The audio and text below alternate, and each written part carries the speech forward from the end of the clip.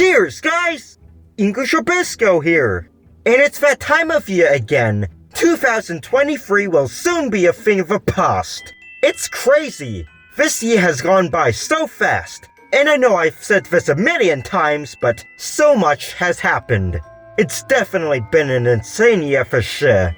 There's no denying that. But yeah, let's start reminiscing about 2023, starting with the events that have happened. On January 1st, Croatia becomes part of the Eurozone, as it adopts the euro as its national currency, replacing the kuna. Also on that same day, Luiz Inácio Lula da Silva becomes the president of Brazil, replacing Jair Bolsonaro. He was elected as president back in October and had been president of Brazil previously from 2003 to 2010. On January 7th, Kevin McCarthy replaced Nancy Pelosi as Speaker of the U.S. House of Representatives after Republicans gained a narrow majority in last year's election. And on the 8th, supporters of Bolsonaro stormed governmental buildings in Brasilia, the capital of Brazil. This was not like the attack on the U.S. Capitol in 2021. And on the 10th, the last king of Greece, Constantine II, passes away in Athens at the age of 82. He reigned from 1964 until the monarchy was abolished in 1973. And on the 19th, Jacinda Ardern resigned as the Prime Minister of New Zealand and was replaced by Chris Hipkins 6 days later.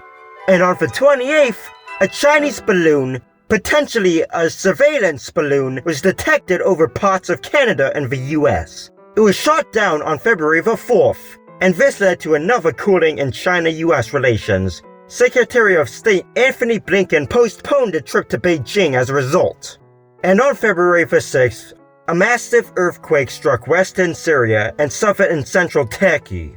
This was a horrible disaster to both countries that killed 59,259 people and injured 121,704 more. And on the 21st, Russia suspended participation in the New START Treaty, which was the only treaty on nuclear weapons still active between Russia and the US. And on the 27th, the Windsor Framework was announced by European Commission President Ursula von der Leyen and UK Prime Minister Rishi Sunak over Northern Ireland. This changes the post-Brexit Northern Ireland Protocol about goods crossing from Great Britain to Northern Ireland. And on March 10th, after mediation from China, Iran and Saudi Arabia agreed to restore diplomatic relations after 7 years of strained relations. And on March 11th, Li Cheng becomes the Chinese premier, succeeding Li Keqiang. The new premier is said to be much more loyal to Xi Jinping's policies than his predecessor was. And on the 16th, South Korean President Yoon Suk-yeol visits Japan in a historical summit after strained relations over Japanese denial of war crimes during the Japanese occupation of Korea.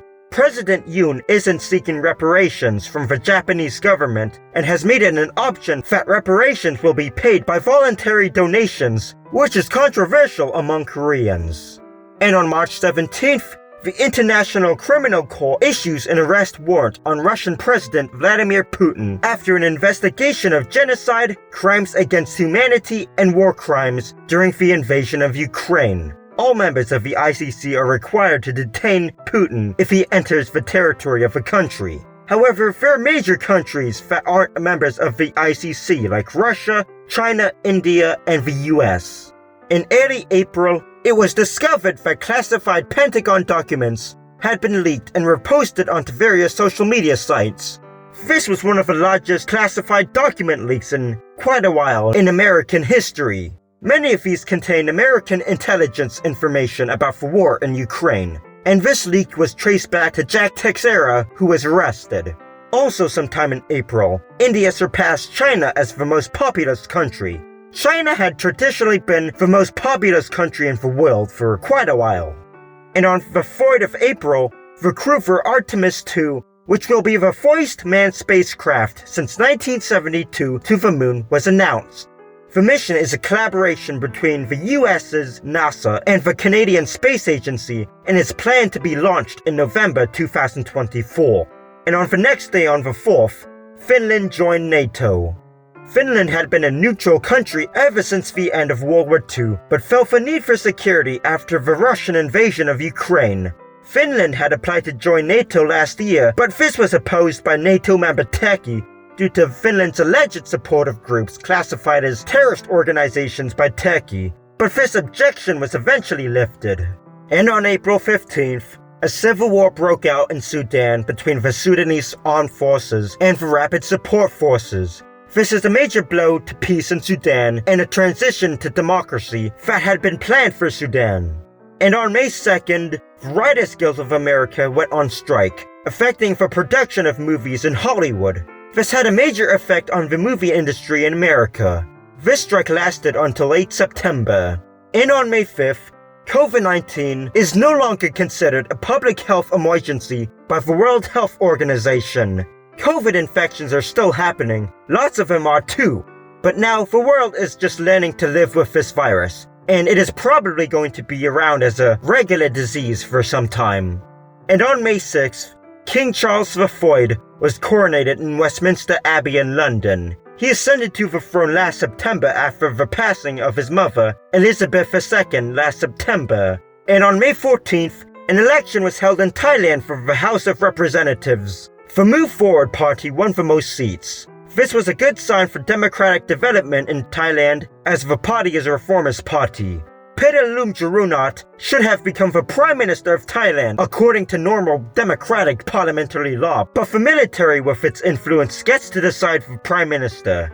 Seta Thavisin, a reformist, albeit a less radical one, was appointed as Prime Minister, replacing Prayut Chan-o-cha, who rose to power in a coup in 2014. And on May 24th, Canada and Saudi Arabia restored diplomatic relations after 5 years of suspension due to the assassination of a Saudi dissident journalist. And the next day on the 25th, Belarus agrees to station Russian nuclear weapons in Belarusian territory, which is a potential escalation of a war in Ukraine. And on the 28th, an election was held in Turkey. Incumbent President Recep Tayyip Erdogan narrowly defeats opposition candidate Kemal Kılıçdaroğlu.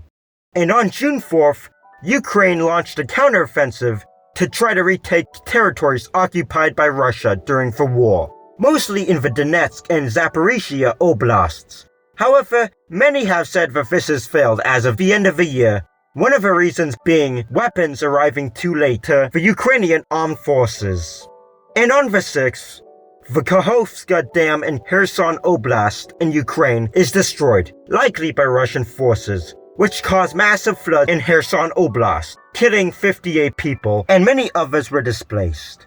And on June 23rd, the private military company Wagner Group, who is mostly allied with Russian armed forces during its military battles in Syria, the Central African Republic, South Sudan, and the Russian invasion of Ukraine launched a mutiny. There were tensions between Defense Minister Sergei Shoigu and Wagner leader Yevgeny Prigozhin over ammunition supplies to the Wagner Group. The Wagner Group took Rostov-on-Don and then marched north, nearly reaching Moscow until a settlement brokered by Belarusian President Alexander Lukashenko was reached with the Wagner Group, after which that ended. This was perhaps the most serious threat to Russian governmental authority in decades. And on July 14th, the SAG-AFTRA union began a strike in Hollywood, perhaps one of the largest strikes that have affected Hollywood in history, along with the Writers Guild strike, which was also happening this year. Screenwriters and actors were concerned over royalty from streaming services as well as use of an actor's likeness using AI. A deal to end the strike was reached in November. And on the 17th, the UN and Turkey brokered grain deal which allowed Ukraine to export grains to the world during the Russian invasion expired. This could worsen the food crisis the world has faced since the beginning of the invasion. On the 26th, a coup was launched in Niger which overthrew the president Mohamed Bazoum, and a military junta was set up to rule the country. This ended up in a crisis between Niger and several other neighboring countries, including many ECOWAS members, who threatened to intervene militarily. And on August 8th, huge wildfires struck Hawaii, mostly in Maui. The fires were made more severe with wind, which worsened the impact. Over 100 people were killed, and many more were displaced from their homes. And on August 19th, the Russian Luna 25 attempted to land on the lunar south pole of the moon, but ended up crashing into the moon instead. And on the 22nd, after controversial elections, Hun Sen steps down as Prime Minister of Cambodia and is succeeded by his son, Hun Manet. Hun Sen had been the Prime Minister of Cambodia since 1998 and had been in power since 1985. He was mostly a authoritarian leader. On August 23rd, India lands the spacecraft Chandrayaan-3 on the moon, and India becomes one of 4 countries to have successfully soft-landed on the moon. Also on that day, a plane carrying Wagner Group leaders Yevgeny Prigozhin and Dmitry Ukhin crashed over Kushenkina in Tver Oblast in Russia, killing all 10 people on board. It was widely speculated to be an orchestrated assassination of the Wagner leaders after their mutiny 2 months before. And on August 24th, former US President Donald Trump was arrested after being indicted in Georgia, but was released on bail the same day. He is the first former US president to have been arrested. And on the 31st, a fire broke out in an abandoned building in Johannesburg, South Africa, that was occupied by squatters. 77 people were killed and 88 were injured. And on September the 8th, Morocco was hit by an earthquake, which was the deadliest earthquake in its history. 2,960 people were killed and another 5,674 were injured. And on September the 10th, the Royal Spanish Football Federation president and one of UFA's vice presidents, Luis Rubiales, resigned after several incidents after Spain won the Women's World Cup in August, one of which he kissed Jenny Hermoso on the lips. And in mid-September, after Sikh separatist leader Hardeep Singh Nijjar was assassinated in Surrey in British Columbia, there was a breakdown in relations between Canada and India.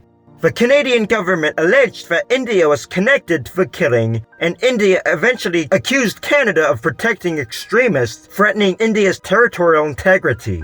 And on the 12th, there was an apartment fire in Hanoi in Vietnam. 56 people died and 57 others were injured. And on the 19th, Azerbaijan invaded the Nagorno-Karabakh region, which was controlled by Artsakh, a breakaway republic that had controlled the territory since the collapse of the USSR. Although Nagorno-Karabakh is internationally recognized as a part of Azerbaijan, the majority ethnic group in the territory were Armenians. This resulted in the collapse of the Republic of Artsakh, and nearly all of the Armenian population in the region flees to Armenia. There were lots of allegations of Azerbaijan performing ethnic cleansing in the region. On September the 9th, the African Union becomes the 21st permanent member of the G20 organization. On September 14th, Tharman Shanmugaratnam becomes the president of Singapore. He is the first Singaporean non-ethnically Chinese president to be voted by the people, although some once believed that he could become the prime minister. And on the 21st, relations between Poland and Ukraine deteriorate over trade issues, and Poland stops supplying Ukraine with weapons needed for the war. And on October the 3rd, Kevin McCarthy was removed as Speaker of the House of Representatives in the US in a political frenzy after his budget fails to get the support of Democrats and 21 far-right Republicans. McCarthy becomes one of the shortest-serving speakers in American history. And on October 7th, Hamas, an Islamist Palestinian nationalist militant group, attacked and invaded a part of southern Israel. Israel retaliated, repelling out Hamas forces before invading Gaza on the 27th. And so much horrible suffering and crimes on both sides have happened. On October the 15th, a parliamentary election was held in Poland. Incumbent Prime Minister Mateusz Morawiecki's Law and Justice Party won the most seats, but Morawiecki was eventually removed in a vote of no confidence, resulting in former Prime Minister Donald Tusk of the Civic Platform Party becoming the Prime Minister. And on the 23rd, Venezuela announced a referendum where citizens were asked if they supported the country's claim over Guyana Esquiva, which is a part of Guyana. And this started a crisis over fears of a Venezuelan invasion of that territory. And on the 25th, Mike Johnson becomes the new Speaker of the U.S. House of Representatives. And on the 27th, Li Keqiang, the former Chinese premier, suddenly passes away in Shanghai at the age of 68, following a heart attack, only 7 months after he stepped down as the premier of China. And on the 14th, the General Secretary of the Chinese Communist Party and Chinese President Xi Jinping visited the US for the first time since 2017 to meet with President Joe Biden. And on the 17th, the average temperature in the world rose above 2 degrees Celsius above the pre-industrial average, and this is the first time in recorded history that this has happened. This summer has been the hottest on record since the start of global records back in 1880. On November 19th, there was an election in Argentina. Javier Milei was elected as president and took office on December 10th. He's widely described as an anarcho-capitalist. And on November 29th, Henry Kissinger, the U.S. Secretary of State from 1969 to 1977, died at the age of 100.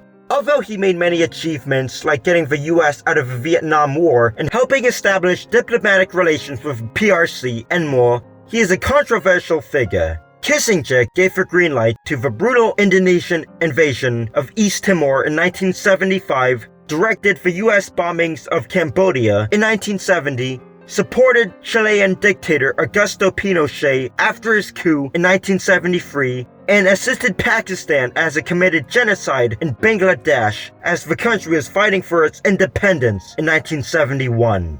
And on December the 16th, Nawaf al-Ahmad al-Jaber al-Sabah, the Emir of Kuwait since 2020, dies at the age of 86. He is succeeded by his half-brother, Michel al-Ahmad al-Jaber al-Sabah.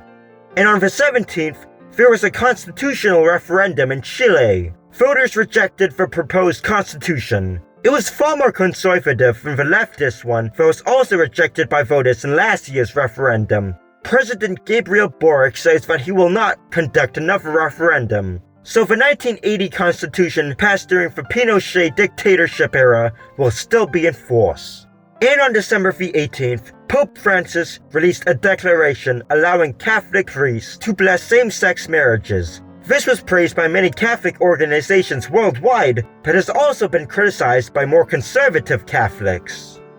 And we have lost a lot of people this year, including Walter Cunningham, Bernard Kolb, Charles Simic, Raymond Rahe, Bob Bourne, Charlie Thomas, Rosalind Pope, Trugoy the Dove, Raquel Welsh, Soshihiro Toyota, James Abarusk, Paul Begg, Ahmed Correa, Steve Howell, Ian Faulkner, Ryuichi Sakamoto, Patricia Schroeder, Raghavan Iyer, Benjamin B. Ferenz, Joe Kapp, George Winston, Rita Lee, Yanming Fu, Paul Rubens, Mark Margolis, James L. Buckley, Mangosuthu Buthelezi, Ian Wilmot, Rosalind Carter, Giorgio Napolitano, Frank Borman, A.S. Bayat, Sandra Day O'Connor, and George McGinnis passed away. Let us remember all these people. And as for shootings, mass shootings are still a huge problem. Yes, they've happened in countries where they are otherwise very rare, like ones in Prague and Belgrade. But they are still a part of everyday life in America. In Lewiston, Maine, in Allen, Texas, in Nashville, Tennessee, in Monterey Park, California, and on the UNLV campus, and so many others have happened this year. And it's sickening that nothing is ever done to address this issue, which keeps getting worse and taking lives every day. As for our society and culture, the cost of living is still high. The price of eggs exploded earlier in the year due to the avian flu epidemic, and housing prices are still insanely high. It's like owning a home, which was once a given for a middle class, is now an unachievable fairy tale. Even as inflation has come down to nearly what we are used to before the whole surge, almost everything is just more expensive. Many would say that tipping culture is at a breaking point this year. Well, only if you live in America, of course. It feels like every transaction requires you to tip. I think it's insane that someone would demand you to tip them if they're just doing average work and not going above and beyond. I mean, they're getting paid for what they asked for, what the advertised price was. I've heard stories of food deliveries being delayed and the food getting cold if you don't tip in advance. I thought tipping was based on the quality of work, the quality of service you were receiving. It feels like we're being coerced into tipping these days. I personally think it's insane. I've even been asked to tip at a fast food restaurant. Fast food! I get it. There might be some exceptions to this rule, but I don't understand why the employee never directs their anger at their bosses for not paying them a decent salary, but go after the ones who can't afford to tip. Then again, all the poor people fighting each other keeps the one who are on top in power. But excuse my tangent, that was just my opinion, and I'm probably just an idiot anyway. And world tensions are still very high. The Russian invasion of Ukraine rages on, and tensions between China and the US, as well as China and India, aren't helping to prevent a third world war. Political polarization is also still a problem. Literally everything is being politicized these days, from M&M's apparently going woke because they changed the shoes of one of their characters, and a huge outcry over Bud Light's partnership with Dylan Mulvaney, and so many people freaking out over skin color in Disney's The Little Mermaid remake. Like, we can't even focus on things that matter and work together. There's several elections going on next year that are instrumental in determining the outcome of democracy, not just in the US, but the whole world. So all this political polarization isn't really encouraging.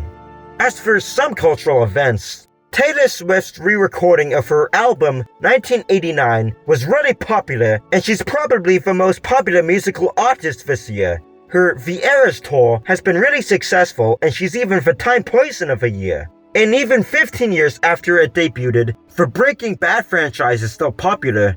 There was even a Popcorners Super Bowl commercial with the characters. As for technology and gaming of this year, Microsoft bought Activision for $69 billion. The gaming convention E3 was also permanently discontinued after 20 years. It had not been held in person since 2019 and was only held virtually in 2021, heavily affected by the COVID-19 pandemic. Several video games that came out include Resident Evil 4, Diablo 4, The Legend of Zelda, Tears of the Kingdom, Baldur's Gate 3, Cyberpunk 2077, Phantom Liberty, Spider-Man 2, and Super Mario Bros. Wonder. Fortnite has also resurged in popularity too. A lot of people are playing it again. And now you can play as Peter Griffin in Fortnite.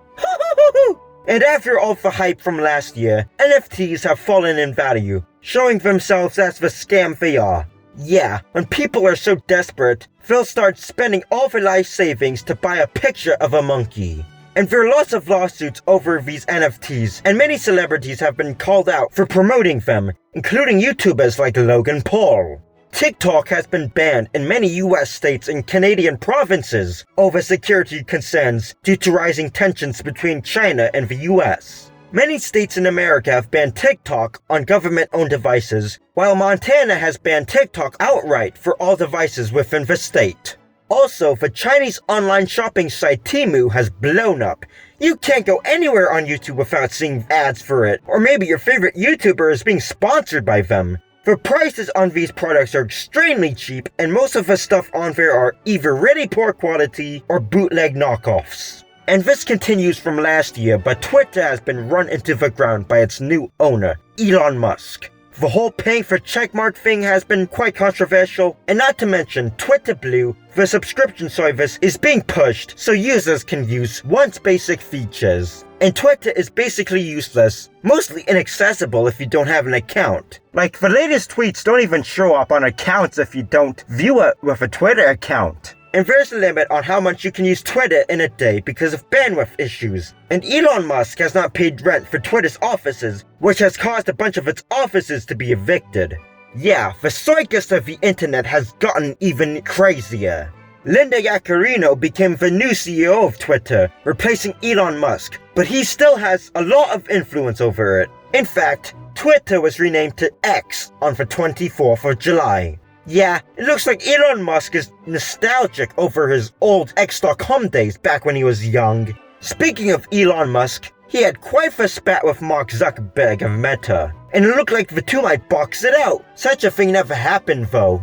And with that, Meta launched Threads as an alternative to X, or Twitter, in July, and it blew up at first, but then its growth tapered off. It wasn't available in many countries at first, and it still isn't for many. In fact, it didn't launch in the European Union until a few weeks ago, but even then, enthusiasm has died down for it for the most part. But that's not stopping Meta from promoting it, and it's still the biggest X alternative out there. And last but not least, this year has really been the year of AI. There are lots of fears of it taking jobs away and being used for malicious purposes like creating misinformation, fake news, and more. But at the same time, many say it can be used for good, as a tool to assist us at work and to achieve scientific breakthroughs. And ChatGPT has become quite the big thing. I know a lot of fellow classmates who use it for help, and other chatbots are being created, like Microsoft's Bing AI Chat, Google's Bard, and more. And it's crazy how fast AI has become accessible to ordinary people. Maybe at the beginning of the decade, all of this would have felt like science fiction. And deepfakes and generating audio from people's voices are something that everyone can do now. It's crazy. It once felt like only someone with a lot of money or very powerful computers could do that just a few years ago. And as for the movies that came out this year, there were Guardians of the Galaxy, Volume 3, Elemental, Spider-Man Across the Spider-Verse, Sound of Freedom, The Little Mermaid, yet another live-action Disney remake, but that's what we've come to expect from them after all. The Five Nights at Freddy's movie, Ant-Man and the Wasp, Quantumania, Trolls Band Together, The Marvels, Mission Impossible, Dead Reckoning Part 1, the Super Mario Bros. Movie, Winnie the Pooh, Blood and Honey, Good Boy Good 2, the Disney movie Wish, which was supposed to be a celebration of the 100th anniversary of Walt Disney's animation studio, but yet it only received mixed reviews. Some even accused Disney of using AI to write the film. And of course, Barbie and Oppenheimer. And as for the shows, continuing this year are Season 5 of Star Trek Lower Decks, Season 8 of Futurama, returning after 10 years, Season 3 of Warrior, Season 3 of The Mandalorian, Season 6 of Black Mirror, and Season 2 of Rocket Boys. Some shows debuting this year are Percy Jackson and the Olympians, Beef, The Last of Us, Strange Planet, Gen V, and Crapopolis. Ending this year are Cobra Kai, Succession, The Crown, Snowfall, The People's Court, Your Honor, Reservation Dogs, 1899, The Flash, Willow, and Agretzko. And as for the memes of this year, Trump's mugshot was a pretty funny meme that lots of people made after it was taken. Also, My Heart Is Cold has been quite the meme this year. The animated Putin music video thing. Also, Dream's face unreveal has been pretty funny too, like, unreveal? Like he really regrets revealing his face, doesn't he? Like that's gonna fix anything? And the movies Barbie and Oppenheimer have become quite the meme this year over repairing. You know what I'm talking about. The whole Barbenheimer thing. And how often one thinks about the Roman Empire is also a pretty good meme. There are also a lot of memes about that one picture of Kevin James. There's also that John Pork is calling meme.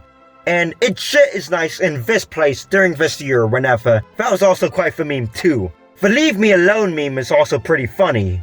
And there are a lot of AI memes too, like AI voices, people making AI covers of songs, memes about AI. Also a lot of AI generated images becoming memes like a bunch of fake movies, and also SpongeBob AI, and just so many others.